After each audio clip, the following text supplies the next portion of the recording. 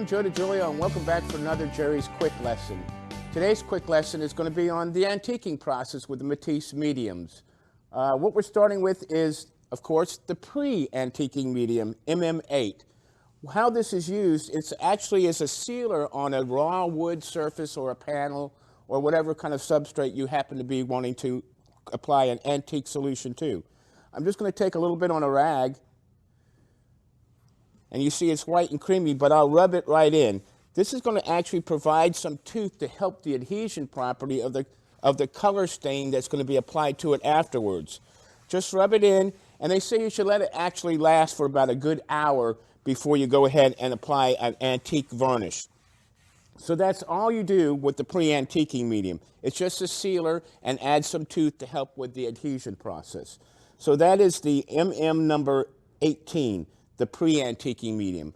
Now I've already done on this surface right here the pre-antiquing medium because I wanted it to dry so we could go right into the process.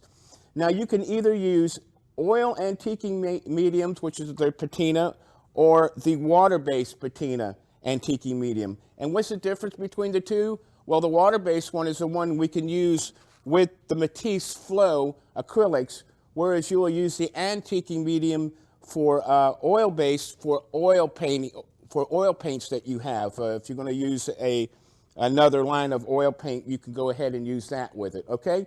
So what we're going to do, we're using the water-based patina here, and you want to add a solution that's going to be just 5% of paint. You were going to make a glaze out of this, 95% the medium. I mean, you can go more. You can add more of a stain to it, to just 5% paint.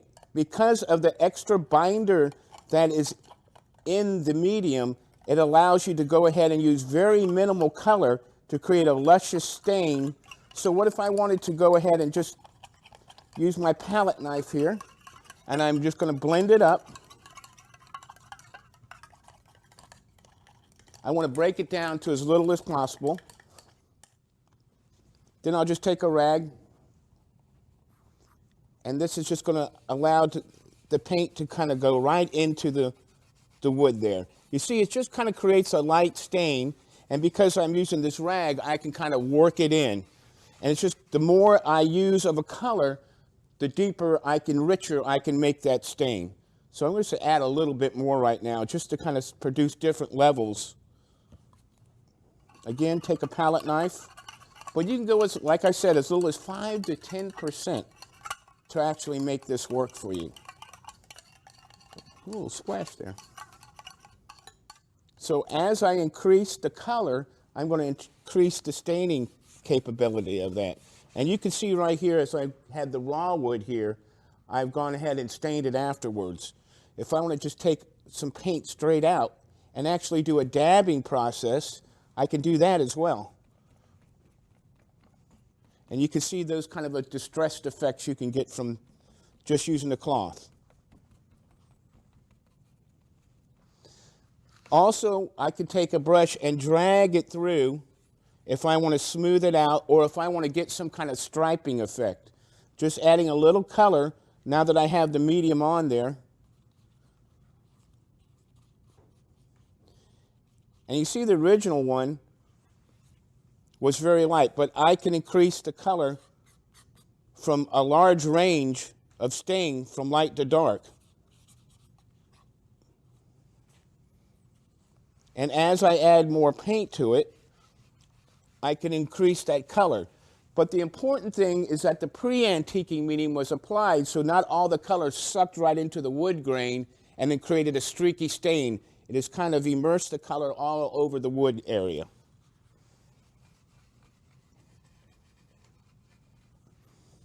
So the more I add,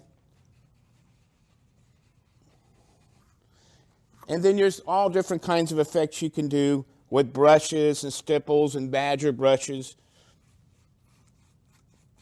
So you can have a complete range of color stains where now I'm kind of removing with a dry brush.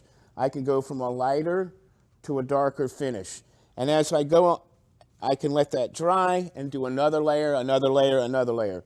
But the whole point is to go ahead and just continue to add until I get the layer of color that I desire.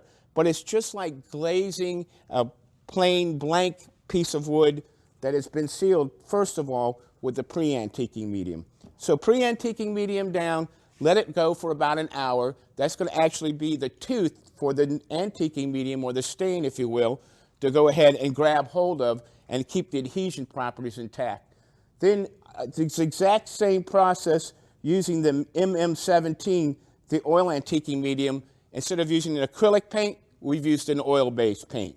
So this process of the pre-antiquing, then the pre-antiquing, then the water-based medium, and then the oil-based medium. It's a whole entire package that you can go ahead and actually do the stains on your wood frames or whatever kind of surface you want to create an antiquing look to.